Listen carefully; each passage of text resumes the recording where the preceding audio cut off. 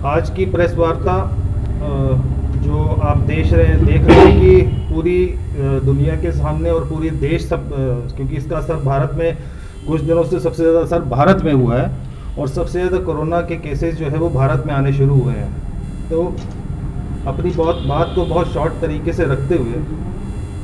कि ये जो कोरोना की समस्या है ये आपके सामने लगभग जो भी विधानसभा चुनाव चल रहे थे, पंचायती चुनाव चल रहे थे, या एक जम्मू कश्मीर की हम बात करें, डीडीसी चुनाव हुए, बाई इलेक्शंस हुए, तो मद्रास हाईकोर्ट ने भी ये मान लिया है कि चुनाव आयोग ही पूरी तरीके से जो देश में जो हालात ख़राब हुए हैं उसका कसूरवार है। तो लिहाजा वो एक संस्था है, हम उसके खिलाफ आवाज़ कुछ बोलेंगे नहीं, लेकिन हम आज ये मांग करते हैं कांग्रेस पार्टी का हर एक कार्यकर्ता, ये भी बताने के लिए आज आपको प्रेस कॉन्फ्रेंस रखी है कि हमारा कांग्रेस पार्टी का हर एक कार्यकर्ता जो है वो कोरोना के युद्ध में पूरे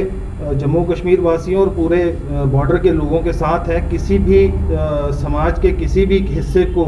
अगर किसी टाइप की कोई भी परेशानी आ रही है तो आप मेरे नंबर पे या किसी भी हमारे मीडिया बंधु के नंबर पे आप फ़ोन करके अपनी जो परेशानी है वो बता सकते हैं, चाहे वो ऑक्सीजन की हो, चाहे वो मास्क की हो, चाहे वो सैनिटाइजेशन की हो, चाहे वो वैक्सीन की हो, चाहे वो क्वारंटाइन या हॉस्पिटल में बेड लेने की लिए हो। तो उसमें आप कोई भी इस इलाके का आदमी जो है वो हमसे या मीडिया बंधुओं से संपर्क करके कांग्रेस के साथी, और जिस तरीके यूथ कांग्रेस और NSUI के लोग पूरे देश में आप देख रहे हैं कांग्रेस के प्रति जो पार्टी का नया होते हुए देश के लिए वो काम कर रहे हैं। और इस मौजूदा घड़ी में आप लोगों को भी ये चाहिए कि अपना फैमिली का और अपने घर वालों का, बच्चों का ध्यान रखें, पूरे एहतियात रखें, और जो भी गाइडलाइंस कोरोना की जो है, जो SOPs हैं, वो दुकानदार भाई भी पालन करें। और ख़ासतौर जो बिज़नेस तबका है, क्योंकि जम्मू का जो व्यापारी है वो बिज़नेस की जो मार है वो कोरोना के टाइम से नहीं झेल रहा है। ये बिज़नेस की जो मार है, ये बिज़नेस की मार जो है वो आप याद होगा कि 5 अगस्त को जो जम्मू कश्मीर में हालात बने थे, उससे पहले भी कोई हालात बने थे, तो उन हालातों को देखते हुए काफ़ी दिन जम्मू तब भी बंद रहा था और उस मौके भी जम्मू के कश्मीर के व्यापारी को बड़ा नुकसान हुआ है। तो आज सरकार को जो ये इनकी मदद है वो तो करनी ही चाहिए।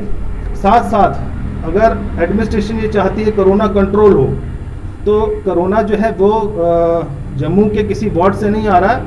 कोरोना जो है वो आरएसपुरा के किसी वार्ड से नहीं आ रहा, बिश्नाह के करीब वार्ड से नहीं आ रहा। कोरोना जो है वो मैक्सिमम जो लोग आ रहे हैं वो जो बाहर से ट्रैवल करके आ रहे हैं, और कहीं ना कहीं इसमें प्रशासन की लापरवाही है कि वो जिस तरीके से पहले हमारे प्रशासन के लोग, या नेतृत्व की कमी है, या ब्यूरोक्रेसी समझ नहीं पा रही है यहाँ की कल्चर को, क्योंकि अधिकतर अफसर जो है वो बाहर के हैं।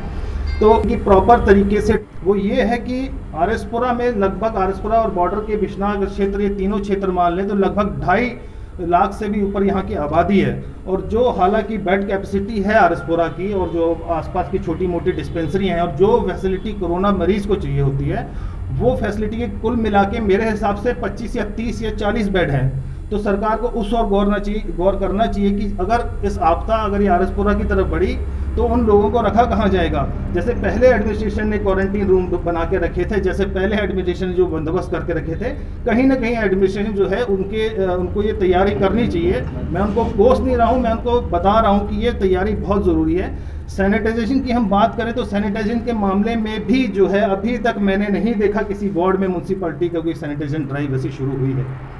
और जो 1 साल से जम्मू कश्मीर में अगर चाहिए था तो कम से कम एक ऑक्सीजन प्लांट जो है वो इन 4-5 कॉन्स्टिट्यूंसी के बीच या डिस्ट्रिक्ट में एक से काम नहीं चलेगा, कम से कम 2 ऑक्सीजन प्लांट होने चाहिए। भगवान की कृपा है, माता रानी की कृपा है कि यहाँ पे अभी तक कोरोना की इतनी भयंकर रूप नहीं लिया है। तो जब ऑक्सीजन प्लांट ही नहीं होंगे हमारे पास, कल को भगवान ना करे मरीज बढ़ गए, तो वो ऑक्सीजन प्लांट कहाँ पे है, किधर ट्रेस बनने, कहाँ बनने, ये सारी जनता, ये जो बातें हैं ये लोगों तक पहुँचनी बड़ी ज़रूरी है इस समय। इसके साथ साथ ही जो 1 साल पहले हमारे माननीय प्रधानमंत्री जी ने 20 लाख करोड़ का पैकेज जो अनाउंस किया था, वो 20 लाख करोड़ के पैकेज में जो मैं पूछना चाहता हूँ आरएसपुरा के किसी व्यापारी को उसमें से, या बिश्नाह के या सुचेतगढ़ के किसी व्यापारी को उस 20 लाख करोड़ का कुछ दिखा है पैकेज का, तो वो भी कहीं ना कहीं एक जुमला ही था उनके लिए। तो ये समय है हर एक पार्टी मिलके, हर एक लोग मिलके कोरोना के खिलाफ इस जंग में साथ दें, और जो वैक्सीन की कमी है वो दूर करनी चाहिए। क्योंकि आज ही खबरों के जरिए और तमाम अच्छे चैनलों के खबरों के जरिए ये पता लगा है, और सुप्रीम कोर्ट ने भी आज अखबारों में उसका संज्ञान लिया है कि जो वैक्सीन बाज़ार में सेंट्रल गवर्नमेंट को जो वैक्सीन 150-200 रुपये में दी जा रही है, वही वैक्सीन जो है स्टेट को 400-500 अलग अलग रेटों में दी जा रही है। मतलब आप ये समझ लीजिए कि अगर मैं एक दुकानदार हूँ, अगर मैं जम्मू गांधीनगर वाले को जो है वो सामान 500 का बेचूंगा और जो